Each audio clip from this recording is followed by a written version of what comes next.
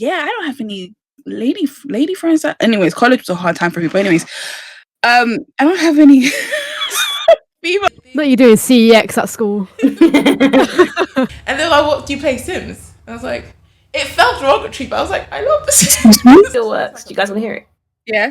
Yeah, turn it on. Let's go. Wow. Only OGs know that sound.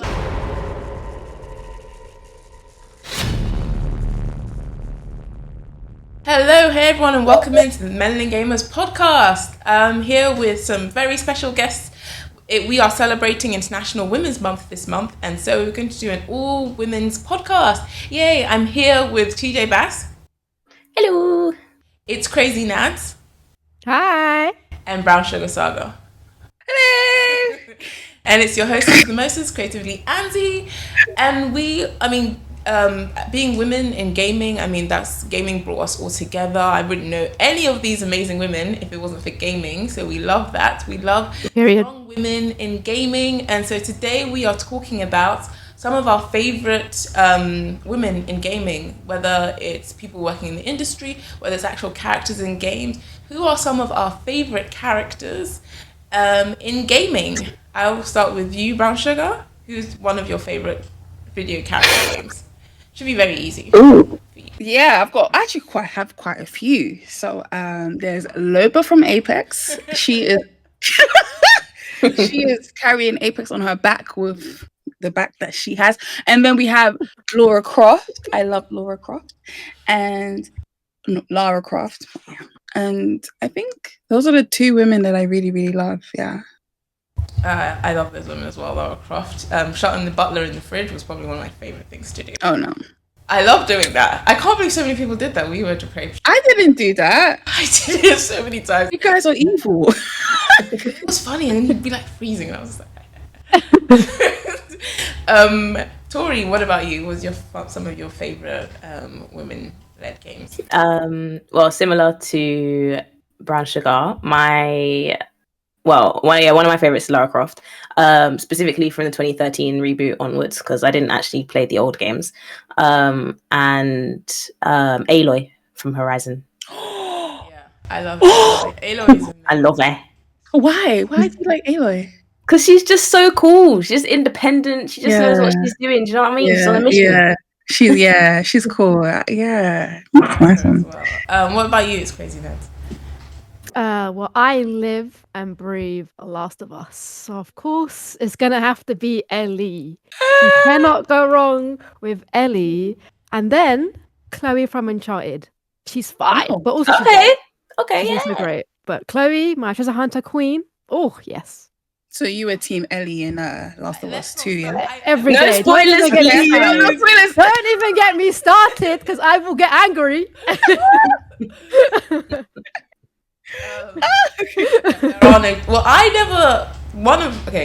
I loved Lara Croft as well growing up. I thought she was amazing and badass. Ellie too is one of my favorites. So is Bangalore and Lifeline from Apex Legends. The reason I liked Ellie, but then I also started liking when I played the second one, Abby. And I'm leaving. I'm out. Fearless. I like them because of their fearlessness. I love Abby. And because they were both like, I hate her. Two very different women. They were both shaped by things that they were kind of out of their control in a way, but they still found a way around it.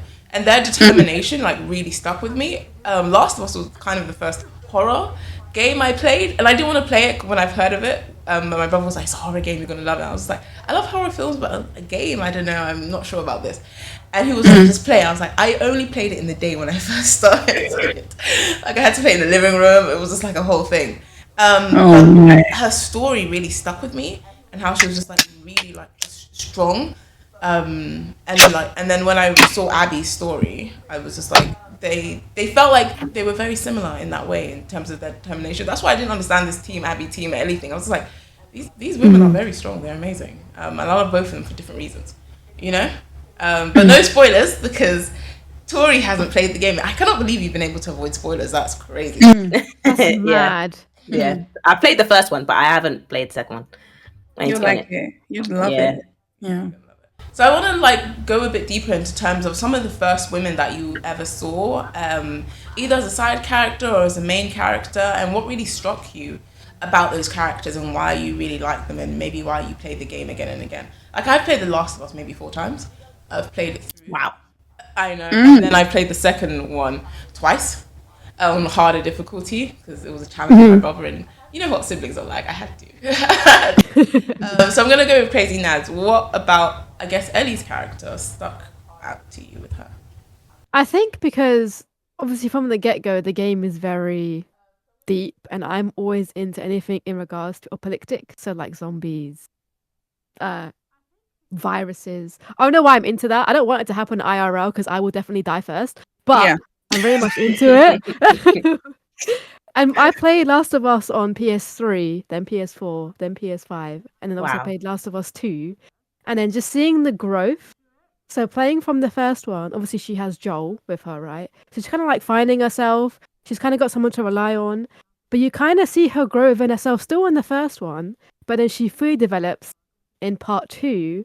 And of course, Abby comes across. It's a whole new, again, we're going to get into it because it's very deep.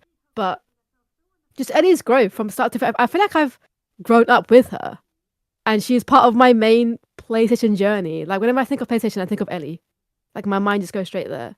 So you just can't go wrong with Ellie within the gaming scene. I love that. It's true. She does feel like a very PlayStation character, and you know, because it's been so long since the games were released. And her growth is definitely something I really like, from like the beginning of the game to how you feel at the end of the game. And a lot of the decisions, even though they're not really within her control, she's still able to sort of like persevere. That's what I really like about her character as well. She still has a heart in that world, and that's what I like. Yeah. I love that too. What about you, TJ Bass? Aloy. I love Aloy as well. She's amazing. She's another band. Yeah, we need to hear more. Yeah, do you know what? I have stuff to say about Lara as well, but I think I'll let Brown Sugar take lead on that one. But with Aloy, I mean, Horizon, the first Horizon game was the very first open world game I ever played. And the first open world game I ever played with a female protagonist.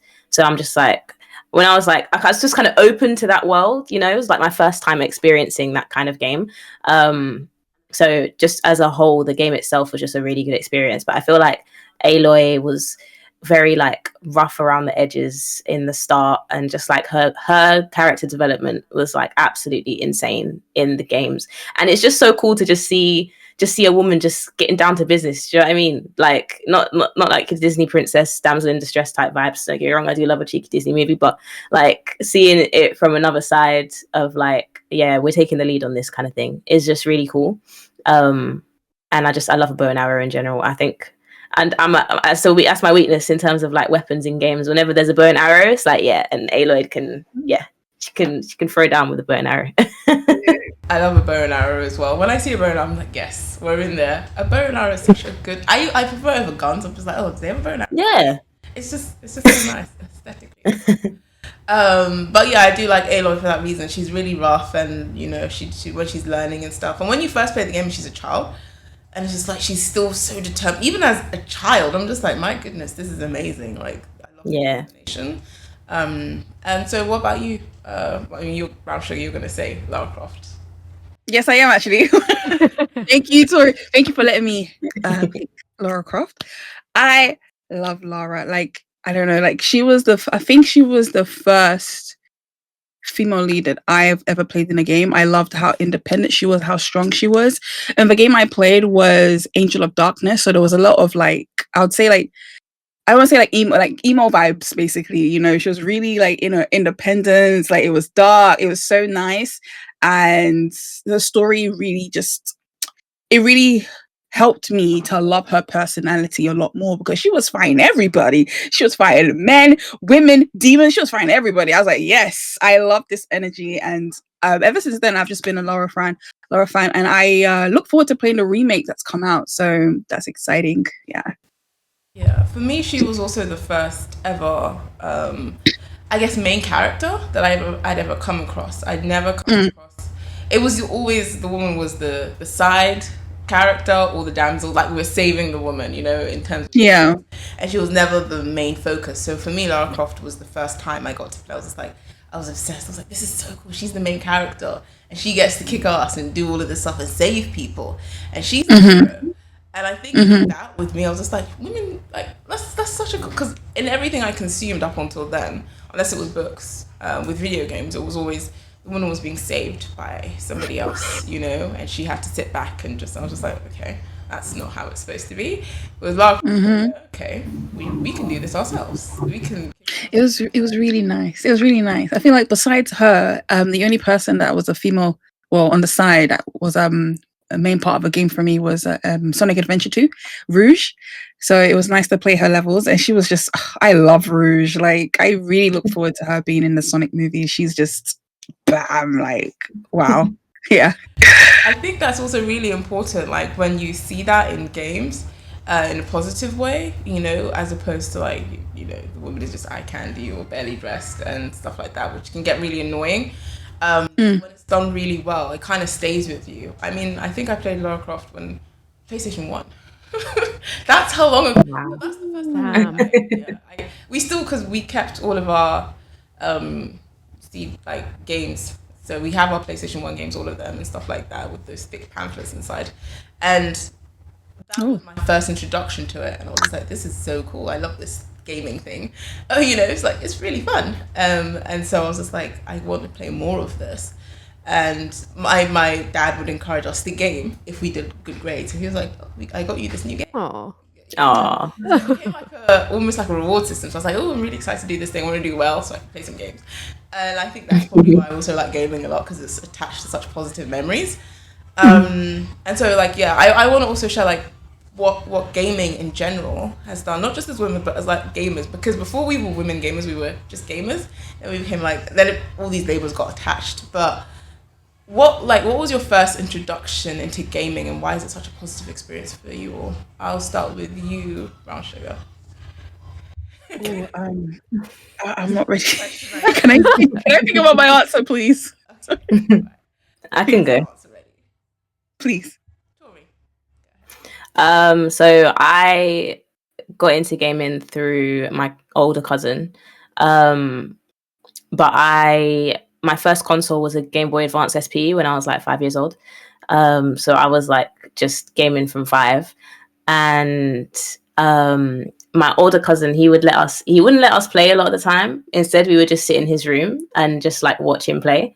But I think that was definitely the main experience that I had with gaming. And he gave me his PS1. So I had like Crash Bash. Yeah, he handed it down when he got a new console. He gave me his old ones. So I was playing Crash Bash, Harry Potter and the Philosopher's Stone, and Ape Escape 2. Those were my games. And then my younger cousin got a PS2, so I would play that with him. And then my older cousin got a PS4, so he gave me his PS3. So then I took that with me to uni. So yeah, he was definitely instrumental in that. And then like during Christmas and stuff, like my family, you know, thankfully they were able to get me like handhelds and stuff. So I had like the DS, all the DSs and like PSP and stuff like that. My family have always been quite accepting of gaming. It's never really been like a thing where it's like, oh, you know, you play too many games or you shouldn't play games. Or like they haven't really like egged it on like, oh, play games. It's just been a thing that they've allowed us to do and enjoy. So I've never really felt like, oh, I shouldn't game, or maybe I shouldn't, or oh, is this something that's like detrimental to me at all? Because it's always been kind of introduced to us in healthy ways. Like it's never really been suppressed. So but yeah, I feel like I've just had thankfully a very like healthy start to gaming as a whole. Yeah, I think that's really positive of your family to make it something like that. I hear a lot of people who are just like, oh, they weren't allowed to game, they weren't allowed to do this, but to encourage you or just be okay with you seeking like passions and stuff like that is amazing and very welcoming. Very good family, you know? Yeah. It's crazy how important those things are when you're older and you realize, oh yeah, because it kind of shapes your worldview of stuff and getting and trying new things, knowing that you're going to kind of be supported whatever happens. So I think that's really good. And I love my DS as well. Like the best thing. I still have it now. Yeah, my 3DS is upstairs. My Game Boy is even here in this drawer. So Oh dear. Figure it out. Mania mainly because I just love kids. That's not me. My first console. Oh my god. Oh, That's so good. Oh, cute. and it still works. Do you guys want to hear it? Yeah, Yeah, turn it on. let's go. Wow. Only OGs know that sound. And it's got Bratz Rock Angels in it. I've got okay. All right, Tori. What's sorry, not Tori. It's crazy. Nads, what's your first sort of introduction to gaming or highlight gaming memory? So mine would be I don't have any sisters. Unfortunately, I'm stuck with brothers only. So and my family is very unfortunately male dominant. So I was around because back then gaming was like a man thing, right? Doing anything in regards to gaming or sports or whatever was classed as manly. And if you were doing it, you were a tomboy, which is exactly what I was until the age of like 19, until it was fine to do all these things. A bit different to Tori, like it wasn't really accepted for me. Like, so when I would go back home every summer from from when I was born to like 13, I'd go back home to my hometown, Pakistan. And then my granddad bought my brother a Sega Mega Drive, and I was like, oh my god, this is so cool. So I'd watch him from the back lines and watch him just play Sonic. That's when I started liking Sonic and was like, I want to play. And I beat him, and I realized I have a skill in this. So then I got like addicted. And for some reason, my granddad was like, her playing it is fine. Like she's good at it. But for some reason, he was the main person in my life who encouraged it. My personal family, like household wise, they didn't really mind it. It was extended that were like, no, women should be cooking and cleaning and all this boring stuff. Do you know what I mean? But I think it's when games started coming out. So like the DS came out and there was a pink one. And a pink DS was like, that's something new. Nintendogs, that's a game that's a bit more like feminine, dare I say. And then I love Nintendogs. I still have mine. My DS and my Nintendogs. They're probably dead now. But it's Honestly, somewhere there. No, There's somewhere there.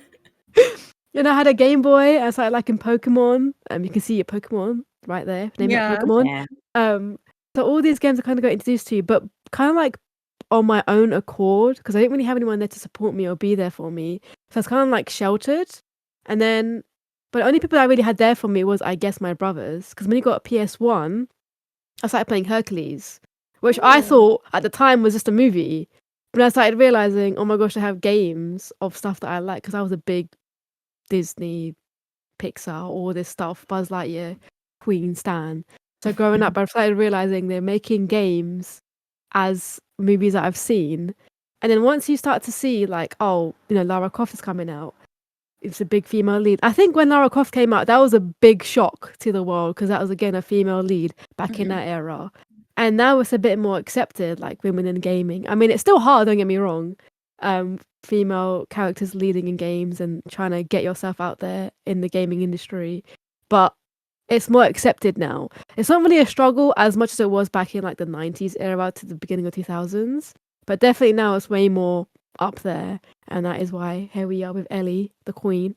Won't get into Abby. I don't stand Abby. I'm so sorry. And Apex, Bangalore. Can't go wrong. Anzi knows. Anzi knows. There you go. Yeah, I love that. It feels like our families are so integral to some of our stories and in terms of how they support and encourage us, which is why we've been allowed to do things that I guess wouldn't be conventionally for women. Something like gaming, which was actually marketed towards men. In the beginning, it definitely was. So there's that. But before I give all my thoughts, Brown Sugar, you ready to share now? Yes, I'm ready. So the first time I was introduced to games, basically, yeah. Nice. My cousin was playing SNES. If I'm saying it correct, that's correct, right? Yes, he was playing that, and I was like, "What the heck? What is that?" And I was playing it, and he was like, "It's a game." So I was like, "Oh!" So I was just watching it. I was like, "Okay." And I never got to try it. I wasn't allowed, but I was just watching it, and I was like, okay, cool.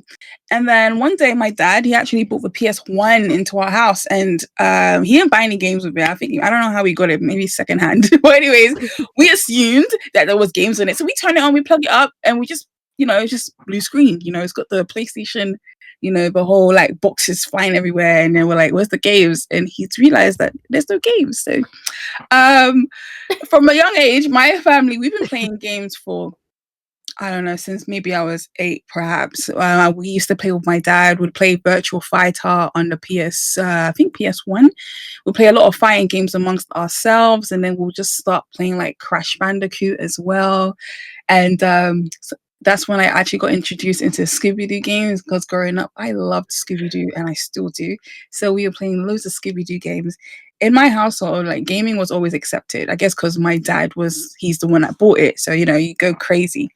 And from then on, I've kind of always had like the next gen some way or another. Like, I would have the PS2, and then we would have the 3. And my mom was like, she realized that not every game you can play together on one console. So she got 2 so we can share and play with each other, And then one day she bought the GameCube. No, huh? You had 2 consoles in your household? Yeah, like, you have money. We had a few PS2s. Wow. You guys had money. You had money. Yeah. Yeah. I don't know. I don't know. What? I don't know. Like, we had I had one between 6 people. It was not great. Ooh, that's long. No, my mom could see that we were fighting all the time. She was like, "Yeah, no, we're not. This is not happening." And then one day she bought the Game Boy. No, not Game Boy. GameCube. She bought the GameCube, and I was like, "That's not PlayStation. What is that? It's a square." What is that? What is that? So that's when I first played one of my favorite games, top 3, not 3rd or 2nd. Okay, probably a 2nd, but Sonic Adventure 2 was the first game that I played on that.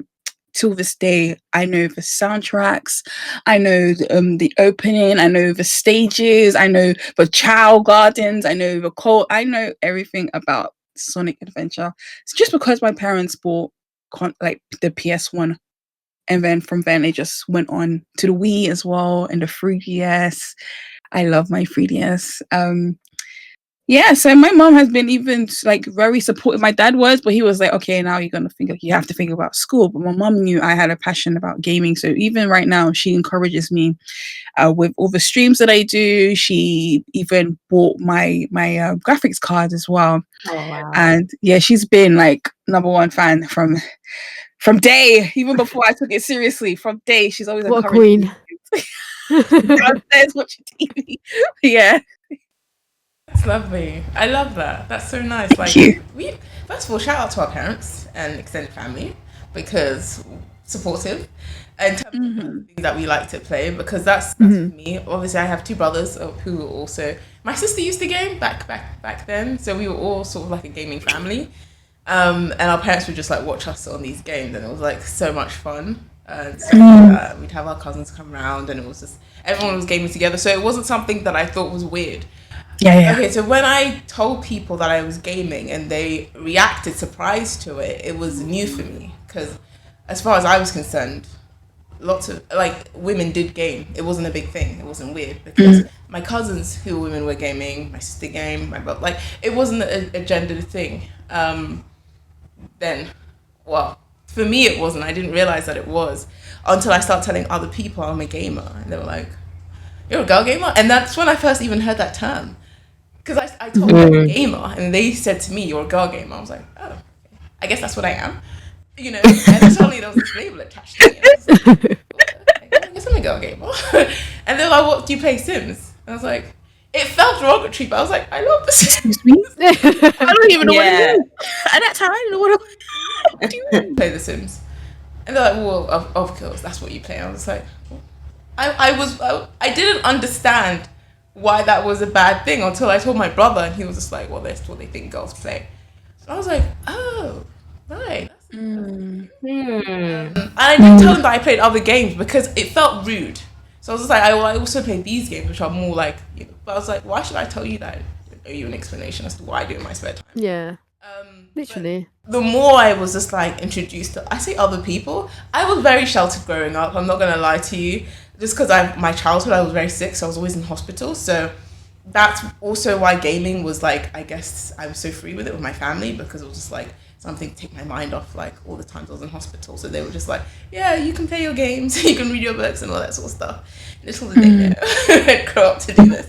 But so that's why I didn't really not interact with other people, but my bubble was sort of like this. So I didn't know what, I guess, why the people's opinions was until way later, like secondary school times, and I was just like, and it was like a negative thing, and it was like, oh, you're a nerd. I was like, yeah, no. And they're like, oh. I was like, I know I'm a nerd. Are you a nerd too? No, nerd is a bad word. Oh, okay. And so it was all these like, learning about the word. I was like, oh, gaming is not cool. This is not like. I was like, when did what I do and continue doing it myself with the people who I already know and love doing it. And so I feel that's why, in terms of speaking up about it, I started doing that, because I realized that I needed more people to normalize it, because it was just something I kept privately. And I realized that's not a good thing to do. It's something that we should be speaking about and normalizing, because it is a normal activity. It's not a weird thing to be a woman, because there's so many more women who game now. No, we're just talking about the fact that we do. We've always been here. Like, we're talking about literally. like, old school console. Yeah, literally. Like, I was like, oh, my first console was PlayStation 5. No. No. Back in the day, consoles, like, none of us here have just, and it's fine if you've just recently been introduced into gaming. I'm not saying that, but I'm saying like everyone coming up with the fact that, oh, there's more women gaming. No, we just talking about the fact that we game now. We've always been in the industry. It's not a new phenomenon to have women gamers. But it is new that we're speaking up about it and speaking up for ourselves. And I think that's what's really important in a positive way. So we get more women gaming, and it becomes a normal thing, so that we can just be like gamers again, because that's what we were in the first place before all these like. And it's okay to be a woman gamer, if you say that you are, but you should never let someone else attach a label to you that you don't like or not comfortable with.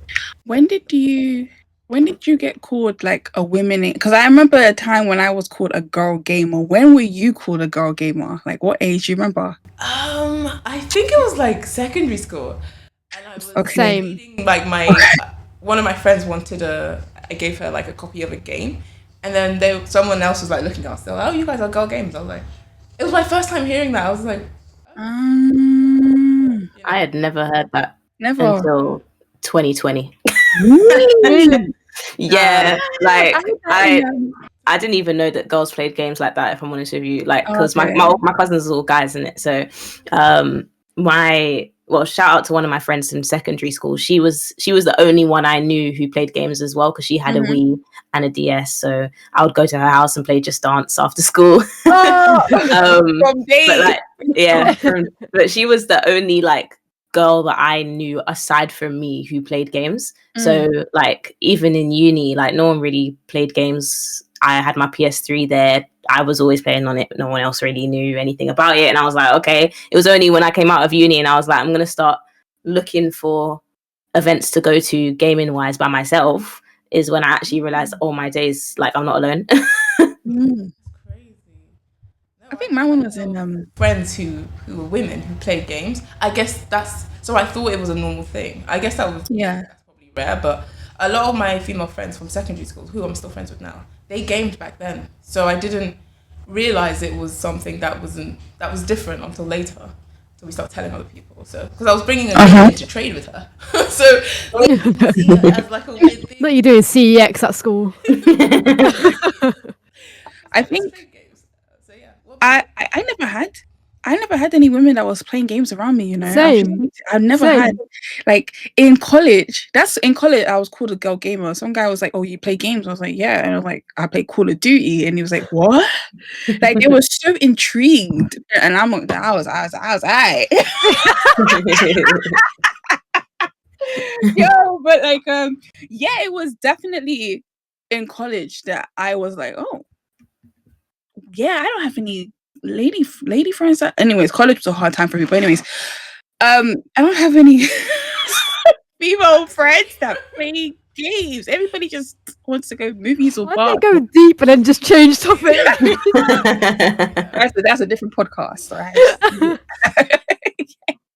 Yeah, it's just college, and then in uni, I'm not gonna lie, I was holding the girl gamer with pride because I wasn't seeing it as like a as a negative term. I was like, yeah, I'm a gamer, I'm a girl. I'm gonna let you know that I'm a girl. I even had girl in my tag when I played Call of Duty. Everybody knew I was a girl. I had hearts in my icons. Like even different games, I'll be like, girl, yeah. And then that's when the whole back chatting would happen and all of that stuff. But I was very always open if I had the chance to let people know, yeah, I'm a girl, that's playing this game and I'm doing good and what, yeah. I think I heard it in COD lobbies when I would speak, and people were like, "Why is there a 5-year-old boy in the chat?" And I'm like, "Oh, okay, okay." No. COD lobbies back then were harsh, man.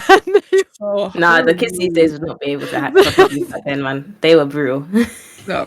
It's been like, "I'm a girl, actually," and then it would just skyrocket from there. It was just GG's from then on. Like, no, some people just, that's like another, that's how you know some people don't touch grass. There we go. There you go. It's true, some of those lobbies were really bad. Like, I guess I got into online gaming much later because I had so many people to play with. So I did a lot of like co-op, people go to each other's houses. It must be nice. I'm just saying, like, I'm very grateful, obviously, clearly, because I was, I had really good friends. That's mad, though. I literally did. I thought growing up, because I went to an all-girls school and nobody in my school gamed. Same. What? So that's what I'm saying. That's why I'm shocked, because that's why I'm literally shocked you found somebody, because I couldn't find anybody. Everyone was into shopping and going out and boyfriends, and I was like, I want to go play Uncharted and go steal treasure all day. Like, wow. It's mad. Didn't have any, like, yeah. Next podcast. Our feelings. Every single one of my female friends they game. Wow. That's mad. Yeah, from secondary school. Like, wow. I think it's important then. I think right now it's important that what we can do if we do have daughters, let them in if they are into game, because I'm gonna make sure my one plays games. My daughter's forcing it. And I'm gonna find clubs that play games that are full of girls as well, and she's gonna play them games as well. Let her know she's not alone, because I feel like that's where I did feel alone a bit, because honestly, I didn't have any. I had loads of guy friends playing games, but I had no female friends, and I was just like, okay. I think the first time I had a female friend to play games with was 2018, 2019. Yeah. I'm telling you. 2025. No, come on, no. It's Since so streaming and events, I'm gonna be dead soon. I think it was from like 2023, 2024. Yeah. Like legit. It's mad. Look at Andy. Andy's so shocked. She's so surprised. We were struggling. I mean, that's why we're here now, paving the way for like better, way better because that's insane to me. That no way. I mean, I believe you. Yeah, man. Crazy to me. Stuck around stinky boys all the time. Literally, yeah. I had guys, but they also gamed as well. Everyone was a gamer, though. That's the thing. Like, everyone was a gamer. So, that's crazy. But yeah, I think we've reached the end of the podcast, and thank you girls so much for talking about like what gaming means to us. Clearly, it means a lot. It means a lot to us and all of our experiences with gaming. Some of us very different from others, but all of us are listening and loving this space that we're in and trying to make it better as well. So yeah, where can everyone here streams and creates amazing content. So I want to go around the virtual table and ask us where we can all find you guys. Tori, TJ Bask, I'll start with you first. So you can find me anywhere, literally TJ Bask, TJBASC on every platform except X. It's above on her head. If you look up, if you look up and then just flip the camera, then yeah. Crazy Nads, where can we find you? I'm also part of the MG stream team, so you can find me streaming on there twice a month. But It's Crazy Nads on all socials. Thank you. Brown Sugar. Saga, where can we find you? So Brown Sugar Saga on It's just so dramatic. It's just Brown On the serious Sugar person, Saga. On Okay. serious person. Twitter, TikTok, YouTube, Twitch, Blue Sky, LinkedIn. Yeah. You can find me on LinkedIn too, guys. Thank you. Okay. Thank you guys so much. Please support these phenomenal women who are gamers and who love to game. Gaming is amazing and phenomenal. Everyone should be a gamer, personally, I think. Or at least try at least once. But yeah, thank you guys. This has been the MG podcast. Don't forget to like, comment, and subscribe. It's your hostess from the mostest, Creativity Andy. See you guys later.